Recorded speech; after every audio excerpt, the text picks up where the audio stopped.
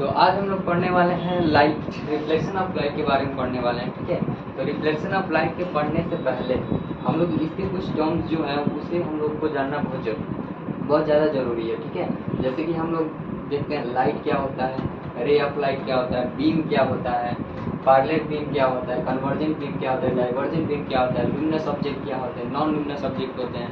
ठीक है, इनका इंट्रोडक्शन हम लोग थोड़ा सा ले लेंगे, उसके बाद हम लोग कहाँ रिफ्लेक्शन ऑफ लाइट की तरफ बढ़ेंगे। ठीक है, क्योंकि रिफ्लेक्शन होने वाली है किसकी, लाइट की। तो लाइट के बारे में हमें पहले जानकारी होना चाहिए, कुछ ना कुछ तो जानकारी होना चाहिए, उसके बाद ही हम लोग रिफ्लेक्शन ऑफ लाइट के बारे में पढ़ सकते हैं। ठीक है, तो पहले हम लोग देखते हैं लाइट। लाइट क्या है?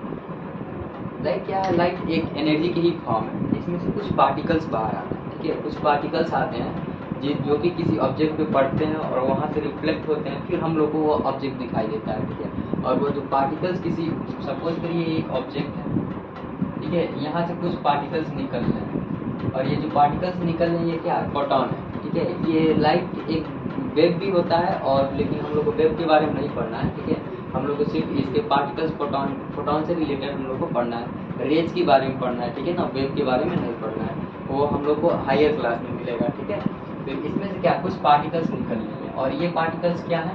फोटॉन है। ठीक है, ये पार्टिकल्स क्या है? फोटॉन है, और यही फोटॉन जो गिरती है किसी चीज़ पे, जैसे ऑब्जेक्ट है ये हमें दिखाई दे रहा है, इस पे कुछ फोटॉन्स गिर रहे हैं। ठीक है, और यहाँ से रिफ्लेक्ट होकर हमारे आंखों तक पहुँच रहे हैं, जिसके वजह से हम लोग क्या किसी ऑब्जेक्ट को देख पा रहे हैं। ठीक है, अब उसके बाद हम लोग आते हैं ray of light. Ray of light क्या है? यही फोटॉन्स, यही पार्टिकल्स जब एक ऐसे सीरीज में, एक लाइन में, ऐसे पैरेलल लाइन में जब मूव करने लगते हैं तो वही क्या है? ये रेज हो जाते हैं। ठीक है, ये रेज हो जाते हैं। उसके बाद आते हैं बीम ऑफ लाइट। ठीक है, बीम ऑफ लाइट क्या होता है? जब ये पार्टिकल्स कई सारे बंडल्स में, ठीक है, यहाँ से रेज निकल रही है, ये रेज पैरेलल लाइन पे ये निकल रहा है ना, ये सीधा सीधा। ठीक है, तो ये कई सारे 1 2 3 4 ऐसे कई सारे ग्रुप में है, तो ये आपका टोटल मिलाकर क्या हो जाता है? बीम हो जाता है। ठीक है, यही बीम ऑफ लाइट होता है। बीम ऑफ लाइट यही होता है जब कई सारे रेज एक ग्रुप में निकलते हैं किसी ऑब्जेक्ट से, तो वो क्या हो गया? बीम ऑफ लाइट हो गया।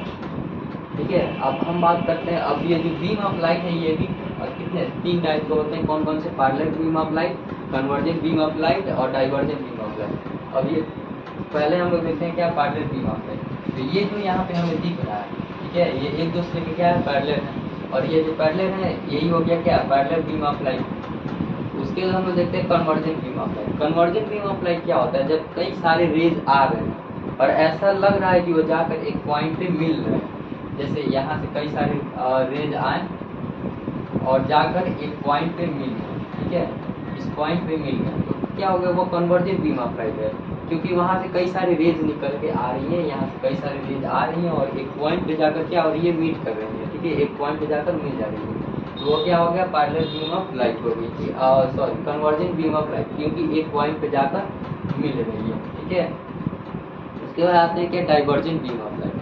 डाइवर्जेंट बीम ऑफ लाइट क्या होता है? जब लाइट की जो रेज हैं वो एक पॉइंट से निकल के डिफरेंट डायरेक्शन में स्प्लिट कर रही है। ठीक है, जैसे कि ये एक पॉइंट है और यहाँ से कुछ रेज निकल रही है। ठीक है, ये ऐसे ऐसे एक पॉइंट से निकल के वो किसी डायरेक्शन में जा रही है। ठीक है, तो क्या हो गया? ये हो गया आपका divergent beam of light. Diverge कर रहा है मतलब कि एक पॉइंट से निकल के कई सारे डायरेक्शन में जा रहा है। ठीक है, उसके बाद आते एक पार्टिकुलर डायरेक्शन में जा रहा है, एक पॉइंट से निकल के।